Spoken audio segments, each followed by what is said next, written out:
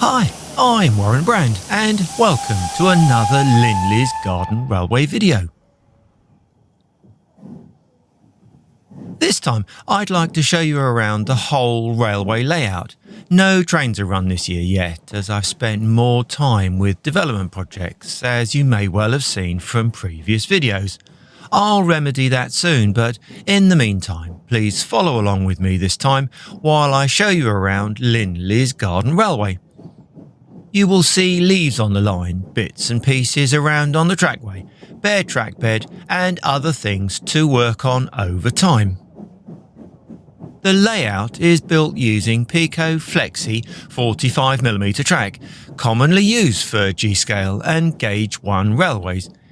G-scale is recognised by the toy train or narrow gauge look of trains, scaled at a slightly more chubby 1 to 22.5.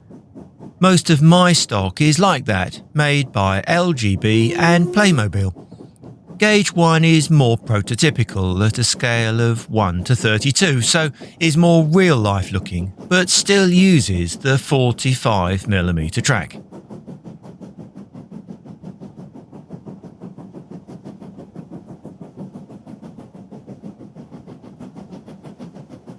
We start off here at the main station, which is called Linleys Station. This is located furthest from the house up the garden towards the back fence. This station has 4 platforms which caters for the main up and down lines and the loop line out and back in both directions. More about this station is shown in a previous video, so please look at the link to that in the description below. The main line is double track, which allows for two-way running. The main down line through Linleys Station is on the inside of the circuit nearest the grass, and the main up line is on the outside of the circuit. So, starting on the main up line on the outside track at platform 1, the line leaves the station and dives through a tunnel under the loop line. We'll come back and follow the loop line later.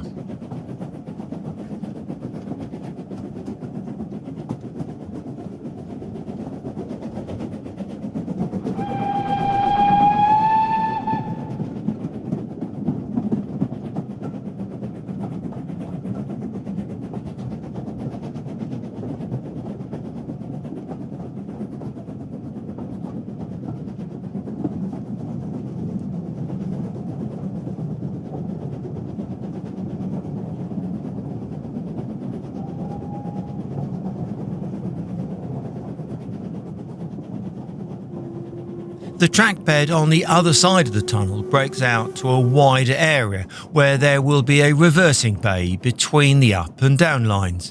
This bay will be long enough to park a train. The area was fully tracked until last year, but I lifted it all to relay the trackbed. There's a video about that too. Please see the link in the description.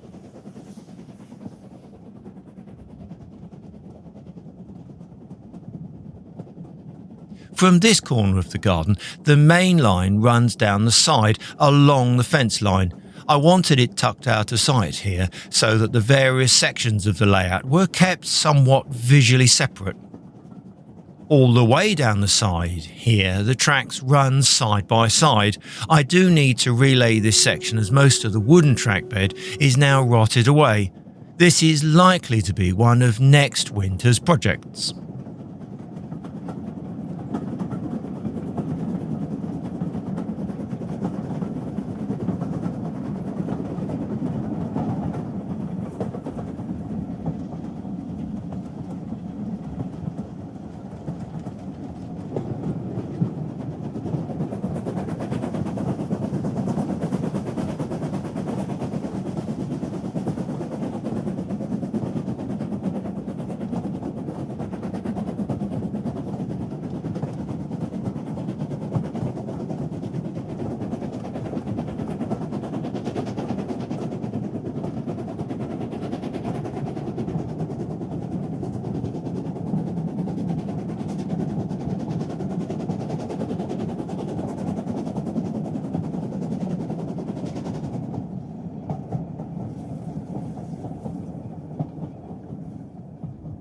Breaking out into the open again, the main line approaches St John's Station.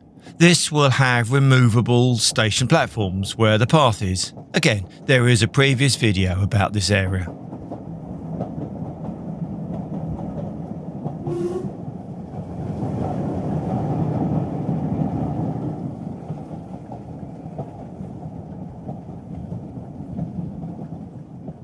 From here, the main line goes over the new bridge and then approaches the junction for the depot branch line. I'll come back to the branch line later on.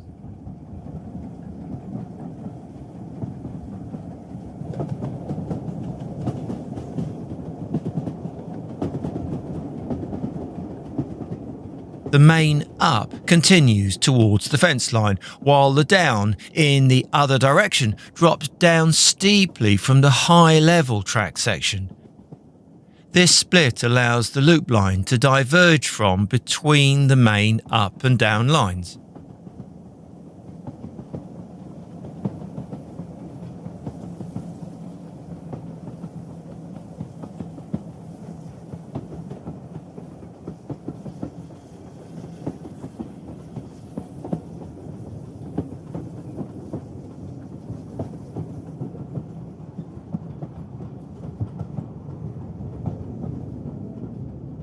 The high-level main down line is on the right here.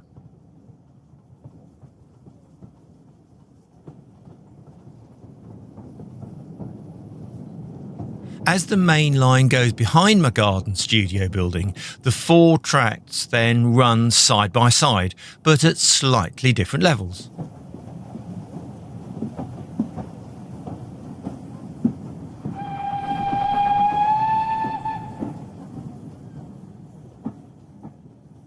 From behind the studio, the main up approaches Linleys Station, and we're back to where we started.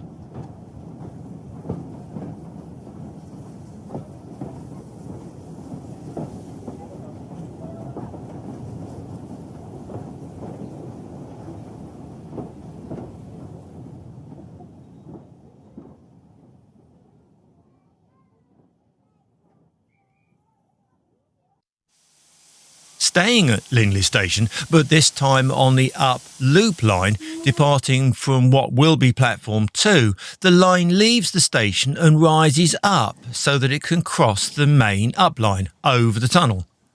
The up loop line then sweeps left and then curves right around behind the shed.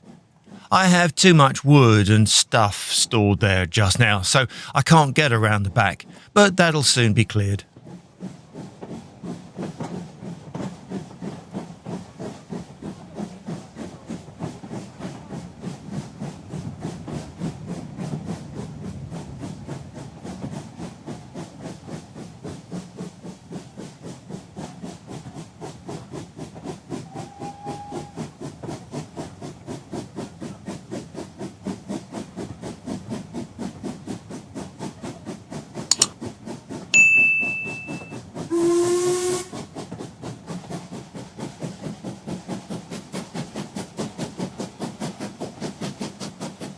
From behind the shed, the line snakes back around to pass in front of the shed over the tunnel and approaches Linleys Station, platform 3.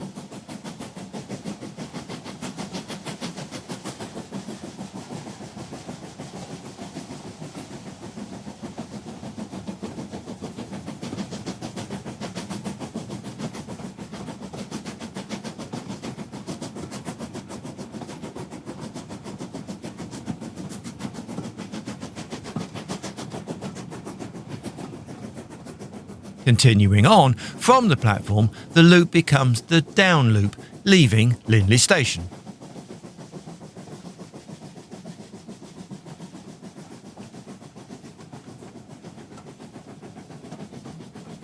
This then tucks around the back of the studio in the lowest trackbed section, dives under the high-level main line down, and disappears through the tunnel.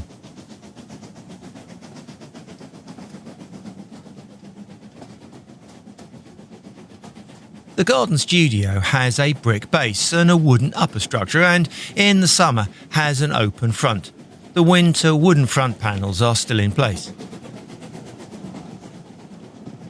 from the other side of the tunnel with the new portal stonework, and yes, there's a video about that too. The loop line splits between the stopping line for Woodgate Crescent Station platform and the bypass line around the outside of the station.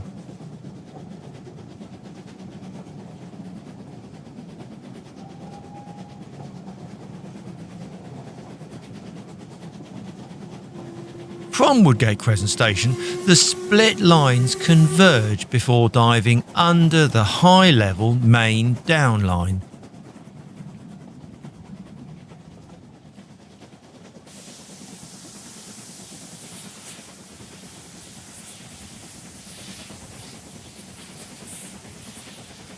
The other side of the bridge finds the loop zip up along the fence line out of sight before it reappears from behind the studio again on its approach to Linleys Station.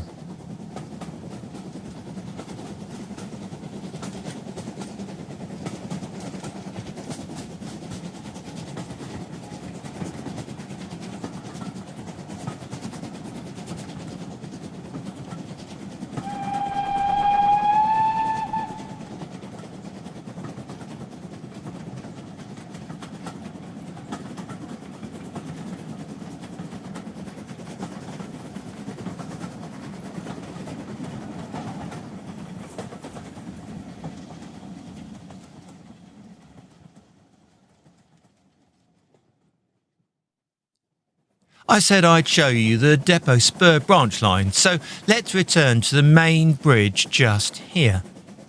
To access the depot Spur, trains will diverge off the main line, just past the washing line, and turn left around the curved track behind the bamboo stakes. This is a triangle junction so that trains departing from the depot can rejoin the main up line going forwards up the line. Although I have put some of the trackbed steel work and concrete in place here, I've never had the track laid on this section. The depot Spur curves around on the raised trackbed down the side path of the house towards the back door of the garage. The old extra long bridge is languishing here, yet to be cut up. Back in 2014, I cast a special concrete arch block to set in here, but as yet, no trains have passed through it. Inside the garage, I would like to have some sort of storage yard, but I haven't worked out any of those details for that project yet. So, that was it. A quick fly-through of Linleys Garden Railway. Please subscribe if you haven't done so already, and thank you if you already have. If you have any questions or comments, please do use the box below. As always, thanks for watching and bye for now.